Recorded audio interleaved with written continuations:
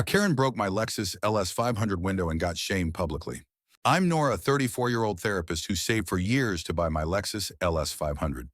This is the story of how Karen, the neighborhood's venomous HOA tyrant, smashed my car's window in a fit of spite, and how her actions led to a public shaming that ended her reign of terror. When I moved to Pinecrest Lane, a cozy suburb with blooming flower beds and friendly potlucks, I felt I'd found my safe space. My Lexus LS 500, a pearl white sedan with a serene interior, was my sanctuary. I'd spent years counseling clients through trauma-skipping vacations and luxuries to save for it, pouring every hard-earned dollar into its purchase. That car wasn't just a vehicle, it was my refuge, a symbol of every breakthrough session I'd facilitated. Neighbors loved it often, complimenting its elegance or asking about its hybrid engine. Everyone except Karen. Karen, a 53-year-old HOA enforcer with a talent for sowing discord, lived across the street. She was notorious for her petty crusades, reporting kids for playing too loudly, fining residents for unapproved garden decorations, even trying to ban a neighbor's wind chimes for noise pollution. My Lexus became her obsession. That car's a pretentious toy. She'd sneer as I polished it. "You're not a celebrity, Nora." I'd smile and move on, but her glares were sharp as broken glass. I never imagined she'd take her hatred to such a destructive level. The trouble ignited at a neighborhood mental health awareness event I'd organized to promote wellness. I'd parked my Lexus near the event tent, its white finish glowing under the evening lights. Karen, who'd shown up to complain about the noisy speakers, spotted my car and marched over. "This car's a snob's trophy." "It doesn't belong here," she shouted, drawing stares from attendees. I kept my composure, saying, "It's just my car." "Karen, let's focus on the event." But her eyes burned with contempt. I overheard her muttering to a friend, "The therapist needs to be taken down a peg." Her words lingered like a dark cloud, but I let them pass. That was my first mistake. The next morning, as volunteers packed away the event's booths, I walked to my car and felt my heart shatter. My Lexus was a wreck. The driver's side window was smashed, jagged shards of glass scattered across the seat. Deep scratches gouged the door, and "Snob" was scrawled in dripping red spray paint across the hood, a cruel jab at my hard-earned success. The damage was vicious, a chaotic assault that screamed hatred. My hands trembled. Repairs would cost thousands money I'd set aside for a new community counseling program. This wasn't just vandalism, it was an attack on my mission. I called the police, but they warned that without evidence the case might stall. I felt violated, helpless until I checked Facebook. In the Pinecrest Lane residents group on Facebook, Karen had gone live at 10 p.m. the previous night right after the event. The video showed her smashing my Lexus window with a brick, laughing as she scratched the door and sprayed "Snob" on the hood. "This'll teach that high and mighty therapist a lesson," she crowed, zooming in on the destruction.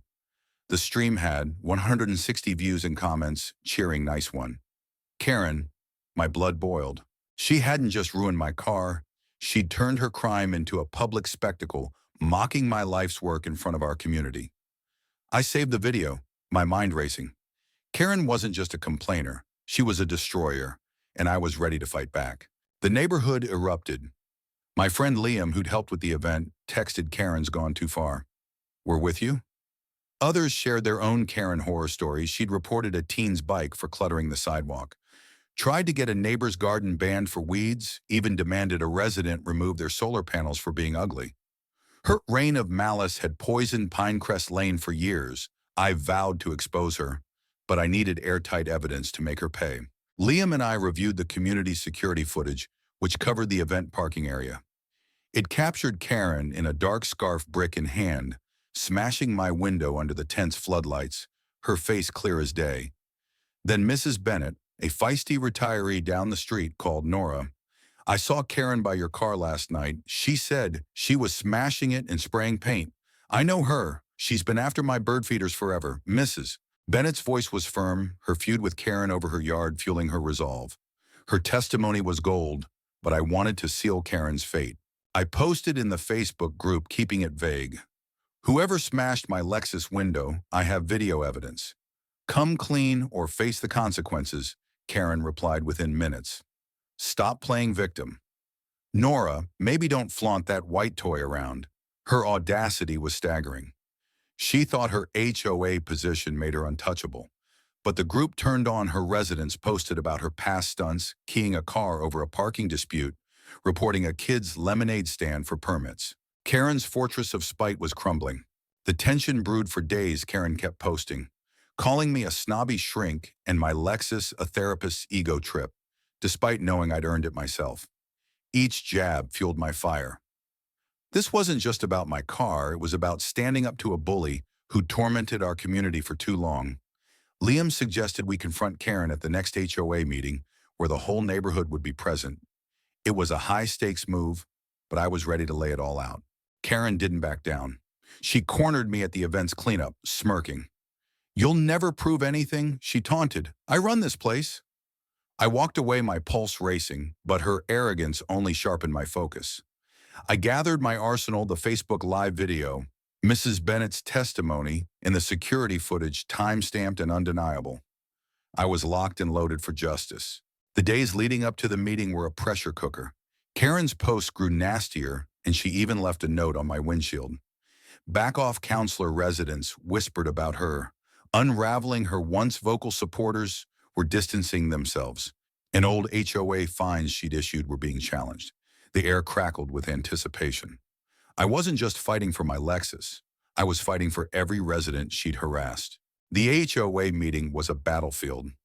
The room, packed with neighbors, buzzed with tension as Karen sat in the front row, arms crossed, her smirk radiating control. I stood, my voice steady despite the adrenaline. Karen smashed my Lexus LS500 window after the mental health event, I declared. She live-streamed it on Facebook, and I have proof. Gasps rippled through the crowd. I played the video, her laughter echoing as glass shattered and paint sprayed. Then I shared Mrs. Bennett's testimony and the security footage, her face. Unmistakable, Karen's smirk vanished. She leapt up screaming, "That's a lie, you're all out to get me." The room erupted. Neighbors shouted, "You're done, Karen, and we're sick of your bullying." Liam held up a timeline of Karen's Facebook rants, a years-long trail of venom. Then the bombshell: the police, tipped off by the HOA board, had reviewed the footage and were ready to act. They'd been investigating Karen for months, documenting her history of petty vandalism, keyed cars, broken planters, even a defaced community sign.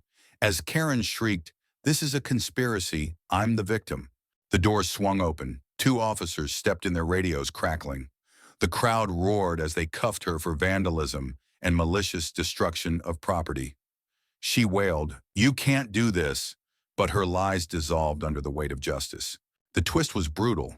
The arrest was live-streamed by a local news outlet invited by Liam, and it went viral alongside Karen's Facebook Live, racking up millions of views. Hashtags like Karen vs. Lexus trended, with news anchors discussing her behavior as a cautionary tale. The HOA board, backed by resident complaints, voted to expel Karen from Pinecrest Lane, banning her from future events and meetings. As they led her out, a police cruiser's lights flashed outside, casting red and blue across the stunned crowd. Neighbors who'd seen her live stream now recorded her arrest, their phones capturing her public shaming. In real-time, justice wasn't just served, it was a humiliating reckoning. Karen's collapse was seismic. The viral footage destroyed her. Her job as a corporate trainer vanished when her boss saw the clips, horrified by her behavior.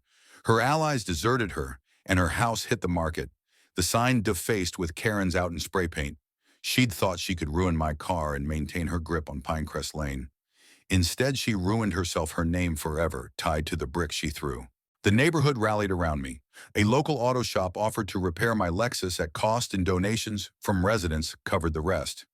Driving it now, its white finish gleaming, feels like a victory for healing over hate, a safe space reclaimed. Karen learned the hard truth: you can't bully a community built on empathy. In Pinecrest Lane, we stood together, and karma shamed her right back.